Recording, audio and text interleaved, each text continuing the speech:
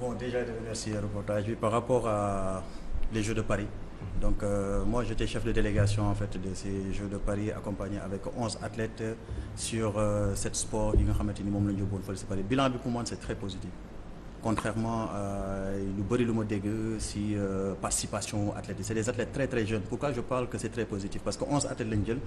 Si on se rappelle un petit peu édition yi nga xamante ni jàll nañ fi c'est très rare que aujourd'hui ñuy wax ne athlètes yi atteindre nañ ay phase de finale des Jeux Olympiques te Jeux Olympiques mooy événement bi nga xamante ni moo gën a mag en termes d'événements sportifs dans le monde entier. Il faut que ñu def benn rétro en arrière pour qualifier aux Jeux Olympiques c'est extrêmement difficile. Et si on regarde un petit peu yan sport ñoom ñooy qualifié c'est toujours la même chose l'athlétisme, judo, taekwondo, escrime et maintenant on commence à avoir tennis de table et tout ça. Boo xoolee c'est les mêmes sports qui se qualifient aux Jeux Olympiques. Et que les phases pour décrocher la qualification c'est depuis 4 ans qu'on prépare en fait les Jeux de Paris 2024.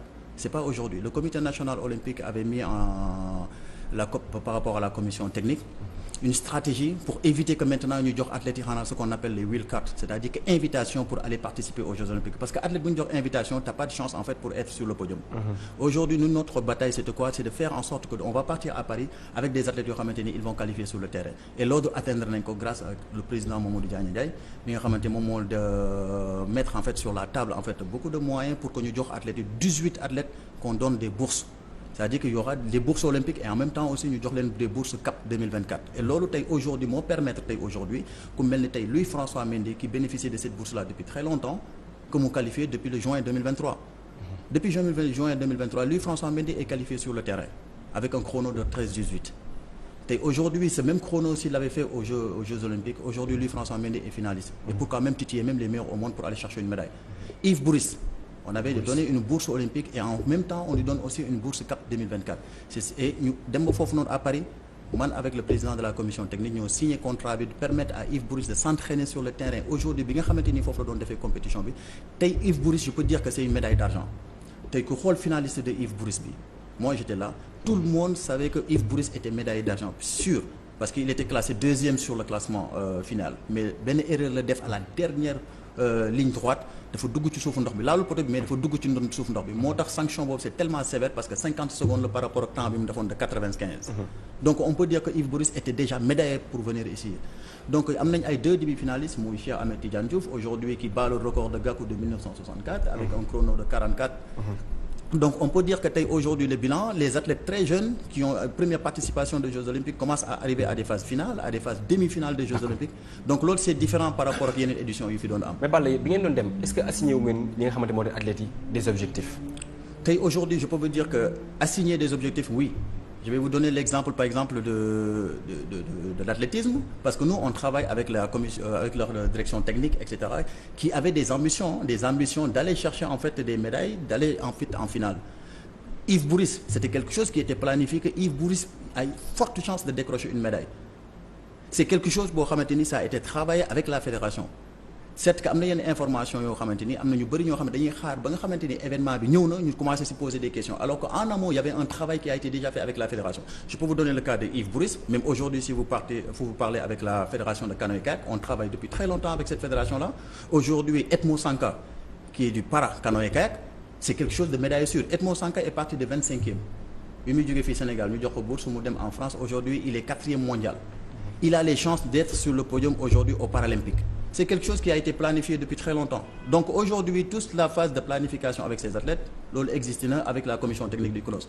Et aussi avant de partir à Paris nous avons des ambitions am na ñoo xamante ni dañu nekkoon dans des difficultés de préparation notamment de préparation. Je peux donner le cas de Oumy dafa jógee France dem aux États-Unis le temps que muy acclimaté wu le temps que muy préparation bi di huilé wu. Ça prend un peu de temps mais aujourd'hui loolu moo ko permettre tey mu nekk champion d'Afrique pour pouvoir décrocher sa qualification et de partir à Paris. D'accord. Etc. Mais moi j'ai du mal à comprendre quand vous dites que le bilan est positif. Je ne sais pas si vous parlez tey ci plan collectif ou individuel parce que 11 athlètes quand même on revient bredouille. Je vois pas le positif côté boobu noonu parce que les objectifs yi nga xam moom la ñu démonté jëli amul benn boo xam ne atteindre nañ ko ci.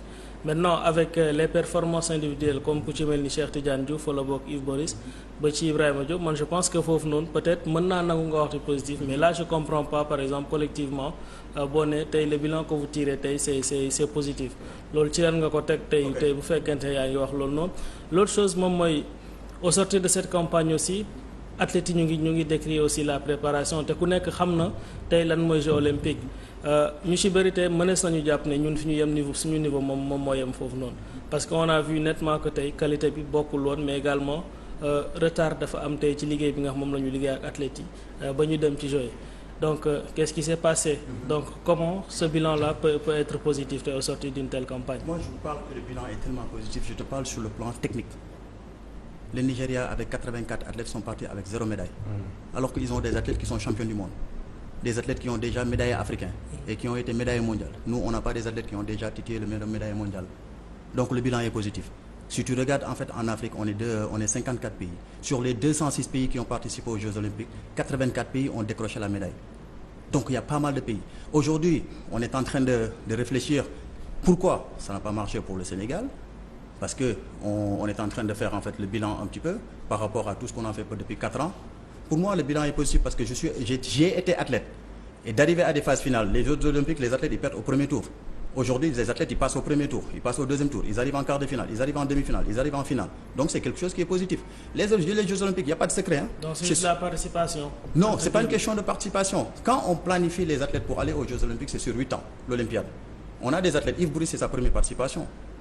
Même pas 3 ans de préparation, il avait un an de blessure. Lui, François Mendy, qui commence maintenant à titiller les demi-finales et finales, je peux parler sur d'autres cas. C'est-à-dire que depuis que lui, François Mendy est qualifié, il fallait avoir l'accompagnement financier, technique pour appuyer ces athlètes-là à aller chercher une médaille. Et ça, il ne l'a pas à la dernière minute. Le comité national olympique accompagne les athlètes sur 2 aspects.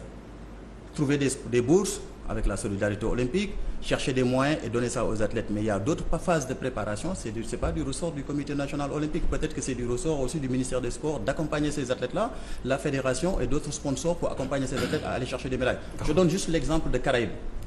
Tous les pays qui sont au niveau du Caraïbes, les athlètes qui ont performé ne vivent même pas au Caraïbes.